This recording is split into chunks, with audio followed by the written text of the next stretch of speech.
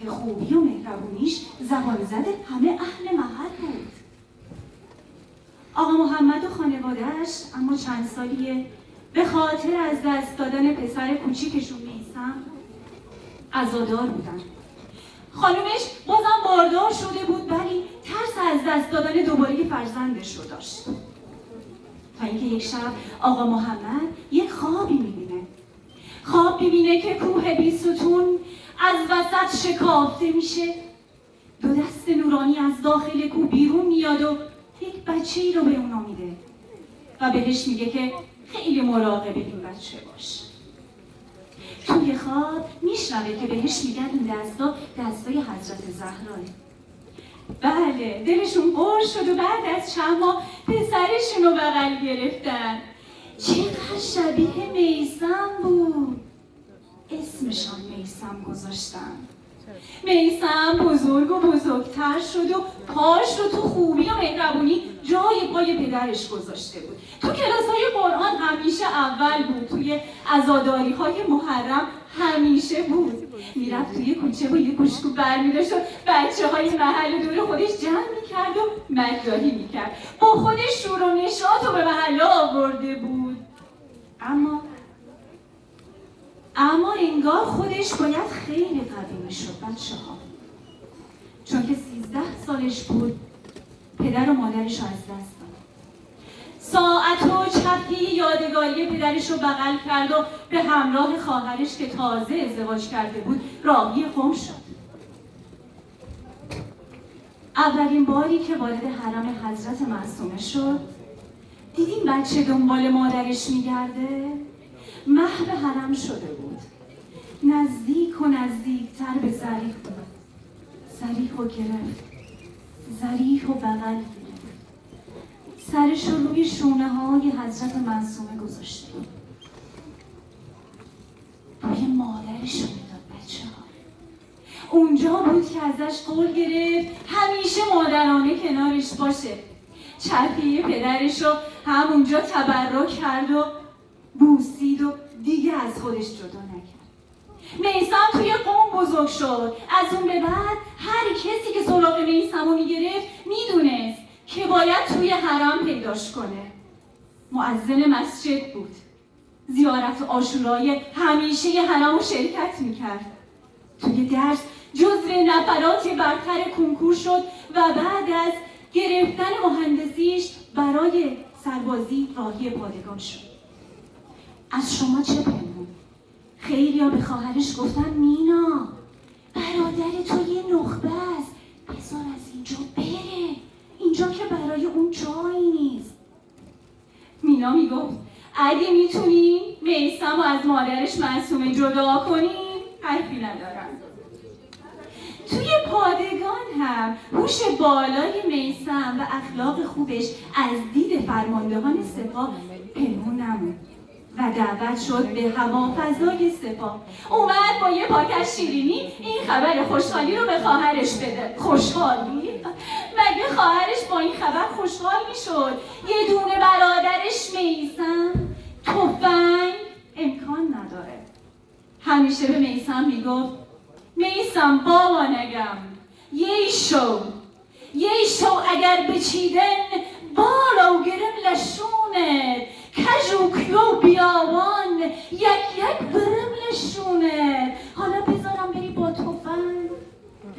میثم یه خنده ریزی کرده و آجی چون من گفتم تفنگ دیگه باید بمیرم. نه آجی این خبرها نیست. تازه‌شم من یه خواب دیدم که تبدیل شدم به بعد تو منو بردی کوههای بیستون، بردی سرزمین مادریم اونجا منو کاشتی، جوونه زدم، 1000 تا درخت شده بودم. فکر کنم تعبیرش خیلی قشنگه. خواهرش مینا که خیلی عصبانی شده بود گفت بله منم خواب خوبی برای تو دیدم که تعبیرش قشنگه. زن میگیری به خاطر زنت هم که شده تفنگ دستت نمیگیری. خواب منم قشنگه. میثم که میدونه چجوری دل خواهرش رو به دست بیاره خندید و گفت آره آجی زنم میگیرم ولی یه شرطی دارم، این که باید برام بچه‌های زیادی بیاره. اون وقت برم و در گوش تک تکشون بگم برین اشک عمه رو در بیاری. آجی من میرم سربلندت میکنم، سری تو سرام میشم، باعث افتخارمون میشم. اون وقت نیای تو جمعیت هی بگی میثم من اینجام، میثم آقا شما امضا میخواستین؟ میثم احمد نژاد بفرمایید. بله تونست رضایت خواهرشم بگیره. بعد از اون روز هی خبرای خوب بود که در خونه میثم رو میزد. گوش بدید،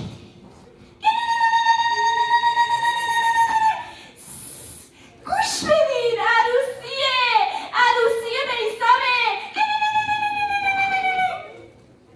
خبرای خوب همینجوری دونه به دونه در خونه میثم رو میزد. سال بعد وقتی دخترش به دنیا اومد انگار همه دنیا رو بهش داده بودن. اسمش هم از زیارت عاشورا گرفته بود. مهیا خانم همه عمر جون بابا میثم شده بود. زنش بهش میگفت تو باید این راه رو ادامه بدی، من کنارتم، با همدیگه دختر خوبی تربیت میکنیم، نگران نباش. بله بچه ها، خبر خوبه دیگه. وقتی بهش گفتن دوباره قرار بابا بشه کل محله شیرینی داده بود، همه محله غرق خوشی و شادی شده بود تا ناگهان ابرهای سیاه رژیم کودک کش اسرائیل آسمان همه ایران رو پوشیده بود. همه شهرها زیر بمباران بود. بچه‌های کوچیکمون شنیدیم حتی کرمانشاه تو بغل مادراشون با ترس، با هر بوم با ترس به خواب میرفتن. قم هم مثل همه شهرهای مهم ایران زیر رگبار دشمن بود.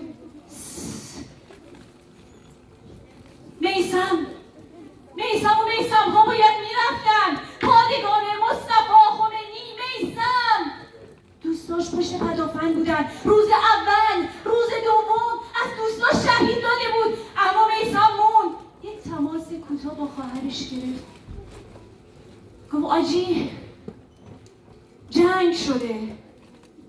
خانومم بندهای پوتینم و محکم‌تر از همیشه بسته، برام آرزوی شهادت میکنی؟ خواهرش گفت میثم تو مثل کوه بی ستون استواری برادرم. تو حالا خیلی بچه داری، بچه‌های زیادی داری، بمون میثم. دشمن حملاتش رو شدیدتر کرده بود. روز سوم، روز چهارم، روز دوازدهم حملات شدیدتر شده بود. میثم بچه مهندس لانچر نشین پشت سکوی پرتاب موشک بود. دوست داشت تو یک پدافند شهید داده بود. پادگان موشک ها رو یکی پس از دیگری پرتاب میکرد. به قول سرزمین مادریش دست خوش پهلوان، خوب زدی تو قلب دشمن.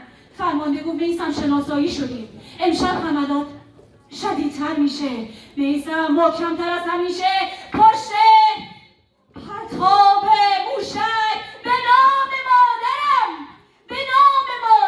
معصومه پرتاب از آسمان. بوم! سر کجا؟ تن کجا بود؟ خبر آوردن میثم لخیقتیایه هر براگم کر بگو شیلم سردار میستون رقم کشیایه. به خانمش گفته بود برگردم کربلا میبرم. میثم تو کربلا ساختی، کی خبر ببره برای زینب؟ به خواهرش گفتن پای برادرت قطع شده، اومد گفت پاهامو بگیری. کجاست برادرم؟ تکه‌هایی از چپیه رو به دستش دادن. شما بگین باورش میشد؟ بغل گرفت، بو کرد، بوی پدر، بوی میثم. جان رو میداد. چند ساعت بعد آتش بس اعلام شد. گفتن شهدای هر استان رو با احترام به استان خودش میفرستن. اینا گفت اگر میتونی میثم رو از مادرش معصومه جدا کن. میثم روی دست هزاران مردم قریب نواز قوم به سمت مزارستان شهدای مادرش معصومه برده شد. مردم می اومدن دستشونو به تابوت می زدن. میثم راست می گفت. داشتن امضاشو می گرفتن. مینا وسط جمعیت هی نزدیک می شد هی دور می شد. میثم شهادتت مبارک. میثم با احترام به خاک مقدس خودش ایران گذاشته شد. 2 ماه بعد دخترش به دنیا اومد. بچه رو دادم بغل عمش. روی میثم رو میداد. میثم راست میگفت. اشک عمه رو در آورده بود. اسمشو کردی گذاشتن هانا، یعنی امید. یعنی که ما هستیم، یعنی که ما امید داریم. همه شما بچه های میثم هستیم. همه ما باید دست در دست هم بدیم برای آبادی و سربلندی ایران عزیزمون. من امروز این بلوط ها رو اینجا آوردم به نیابت مینا خواهر میثم که به شما بدم. ببریم زاگرس، ببریم بیستون دیار میثم. اونجا بکاریم که یادمون بمونه میثم و میثم ها نمیمیرن. کسی هست اینو از من بگیره بین بچه ها؟ بفرما عزیزم. جهان ما این قصه کودکان عزیز ایران را ببین که همه ما کنار همین و برای آبادی و سربلندی ایرانمون می‌جنگیم.